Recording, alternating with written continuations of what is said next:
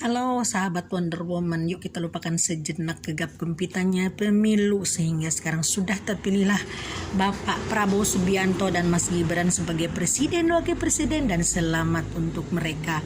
Yuk kita sekarang bicara yang lainnya, bicara tentang jodoh. Kenapa sih susah dan manifestingnya sangat lambat atau malah gagal sama sekali? Nah, ini penyebabnya banyak teman-teman ya. Apa itu diantaranya? Yuk kita sekarang ke jodoh. Ini terutama untuk yang jomblo ya, jomblowan jomblowati tentunya. Nah, kenapa sih jodoh kita manifestingnya ya untuk pengenal loa ya, untuk yang udah biasa praktek loa kok susah banget ya. Nah, pertama ini ada kebiasaan kita kalau manifesting jodoh itu mentang-mentang kita udah jatuh cinta sama Mas Bambang misalkan orang Jogja, malah ditariknya, Tuhan terima kasih aku sudah punya suami yang ganteng, tinggi, pejabat namanya Mas Bambang dari Jogja. Nah, nggak begitu teman-teman ya, karena pilihan kita belum tentu sesuai dengan alam semesta. Supaya alam semesta nanti mengabulkan keinginan kita, kriterianya kita sebutkan. Misalkan, saya terima kasih Tuhan, saya sudah punya suami tinggi besar, ganteng, baik, soleh, beriman, pengusaha. Nah, jangan disebutkan namanya, jangan dihususkan. Tapi boleh misalkan kulitnya putih, mukanya lonjong, boleh kalau seperti itu. Tapi jangan dihususkan ke seseorang, karena nanti alam semesta akan menarik yang lebih baik untuk kita selain yang kita inginkan.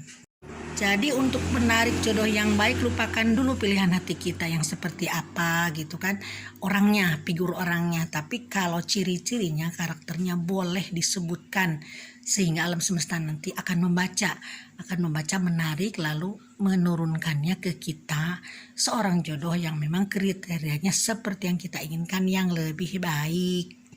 Nah, ayo sekarang siapa yang selalu berdoa, Tuhan tolong aku jodohkan sama si X, sama Teh Silpi misalkan gitu, sama misalkan Mas Bambang. Jangan ya teman-teman ya, berdoanya jangan seperti itu, tapi berdoanya harus seperti tadi. Terima kasih Tuhan, Tuhan sudah menjodohkan saya kepada laki-laki, pada perempuan yang karakternya, kriterianya bla bla bla bla gitu ya.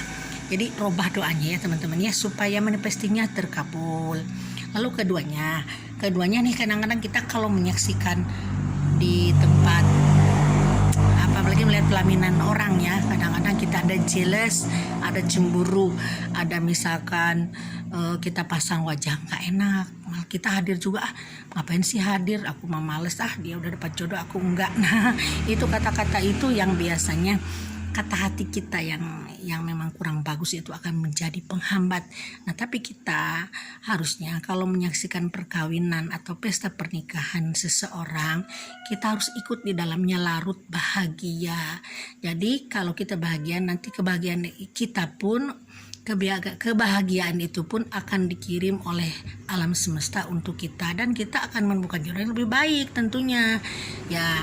Kalau kita misalkan yakin ya, jadi kita harus yakin dengan apa yang kita inginkan. Mulai sekarang kalau menghadiri undangan jangan duduk di sudut teman-teman ya. Kita berbaur sama orang-orang. Orang lagi menikmati hidangan, yuk kita ikutan. Orang-orang lagi misalkan ketawa ketiwi, lagi ikut berjoget-joget. Nah, itu hal yang baik, yang terbaik, supaya nanti alam semesta pun akan mencatat kebahagiaan untuk kita sendiri. Jadi bukan untuk hanya pengantin, tapi kita pun nanti suatu saat akan jadi pengantin seperti ini teman-teman ya, amin. Selanjutnya ini yang lebih penting nih, kita harus benar-benar yakin dengan seyakin-yakinnya kalau Yang Maha Kuasa akan memberikan jodoh yang terbaik untuk kita. Hidup ini kan pasang-pasangan teman-teman ya, yang belum punya jodoh sekarang, perempuan mau laki-laki, jangan galau mentang-mentang aku ini umur udah 35 aku belum menemukan jodoh ya. Itu belum teman-teman ya, karena alam semesta ini sedang memilih untuk kita yang terbaik, karena tidak mungkin kita diberikan jodoh yang lebih buruk dari kita. Biasanya yang frekuensinya sama. Yang penting sekarang pantaskan diri dulu nih. Kalau misalkan kita ingin punya suami seorang pejabat, nah gimana sih seorang istri pejabat biasanya gitu kan, pantaskan diri dulu. Kalau misalkan ingin punya suami seorang pengusaha, kita pantaskan diri dulu kitanya seperti apa gitu. Jadi jangan sampai bertentangan. Jadi hal-hal yang bertentangan itu biasanya vibrasinya akan berlawanan.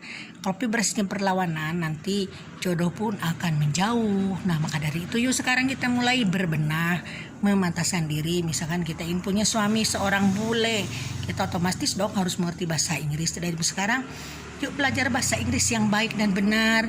Kita belajar berbicara, belajar speaking, belajar gimana sih jodohnya, gimana sih caranya orang bule itu bersikap, gimana sih caranya orang bule makan.